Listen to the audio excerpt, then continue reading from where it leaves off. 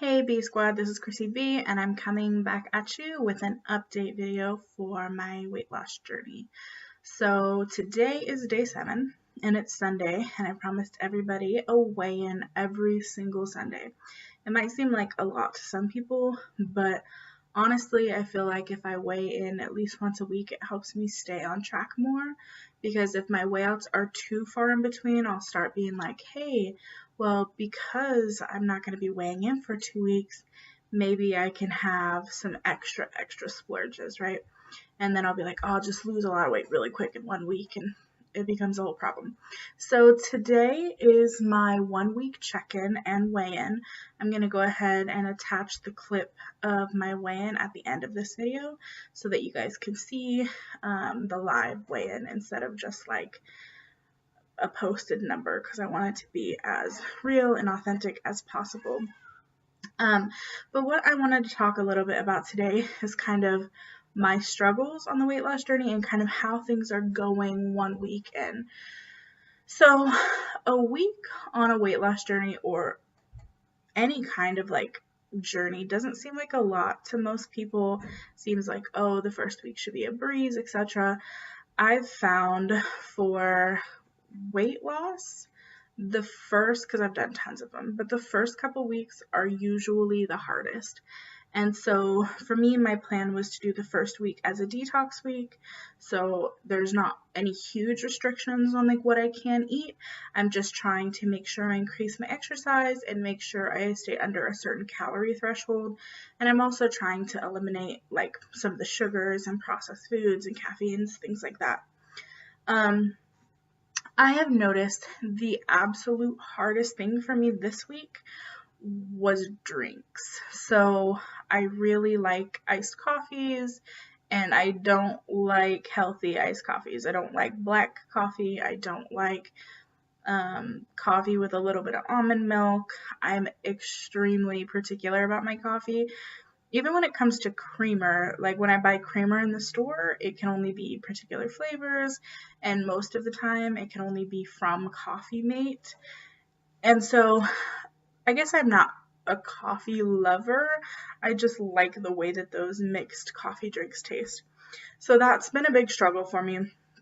To be completely transparent and honest with you guys, I have had days this week where I have eaten some fast food and I have had some coffee drinks and I've had a little bit of soda. And it was my plan to taper all those things out this week, and I just haven't been 100% successful with that.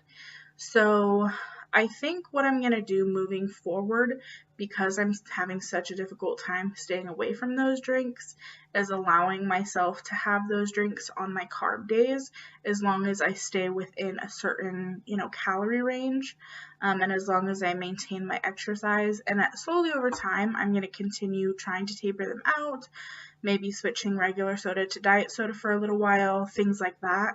But right now, it's been working pretty well to just stay under a certain amount of calories and to not like binge and gorge.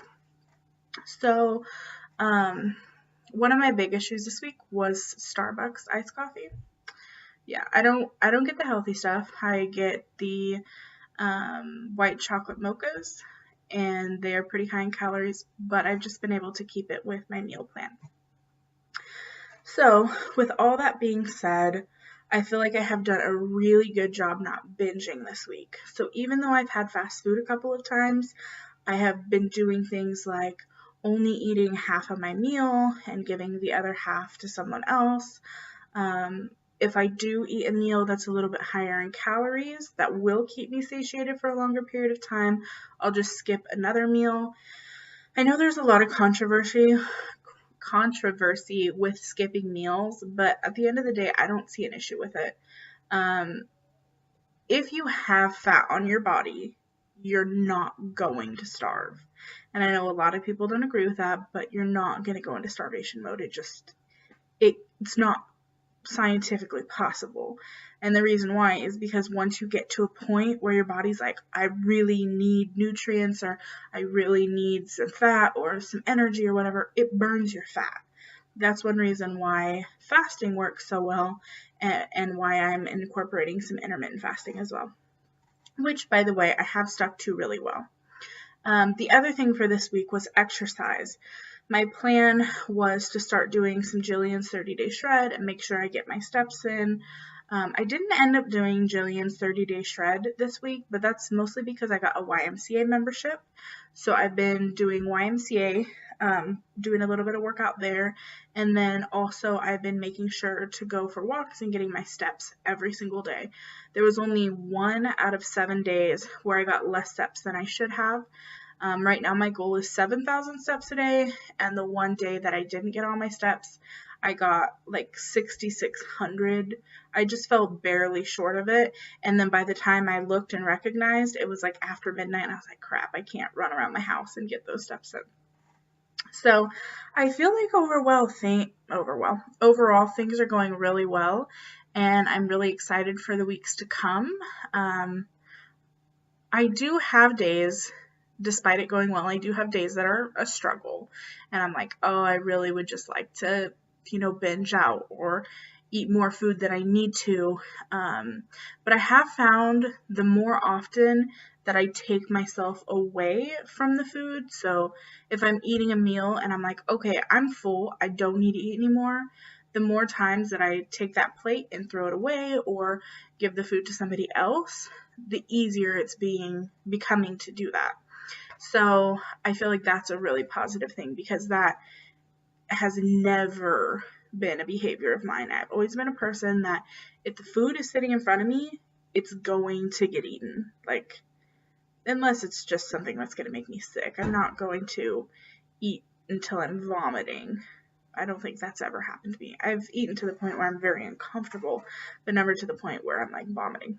But I feel like that's super positive, being able to step away from food when I'm comfortably full rather than uncomfortably need to go take a nap full. So there's that. What else has happened this week? Oh, like I said, I've been going on walks every single day. If you guys want to see clips of my walks just for proof that I'm doing them, or if you want clips of my Fitbit information, I can also add that. So just leave a comment down below if you'd like to see that.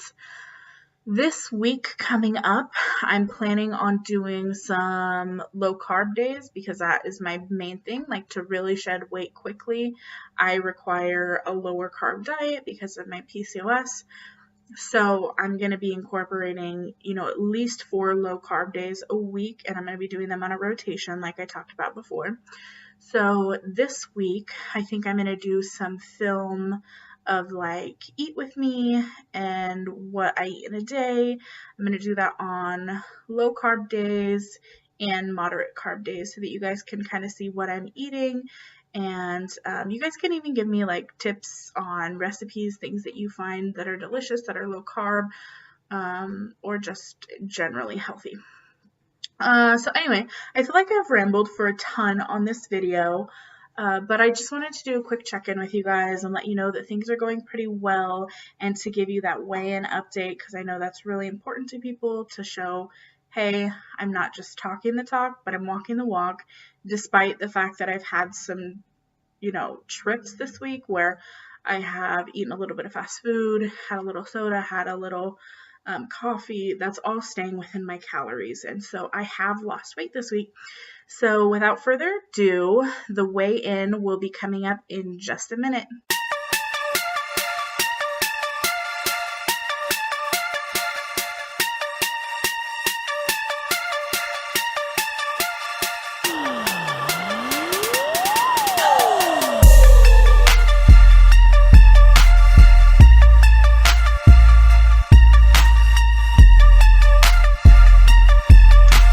So I hope you guys enjoyed that weigh-in, and if you like my videos and want to support me on this journey, please subscribe, please hit the notification bell, like this video, comment, let me know videos that you would like to see, or give me constructive criticism, or just whatever you guys feel like. Anyways, I'll talk to you guys later. Thanks, B Squad. Bye.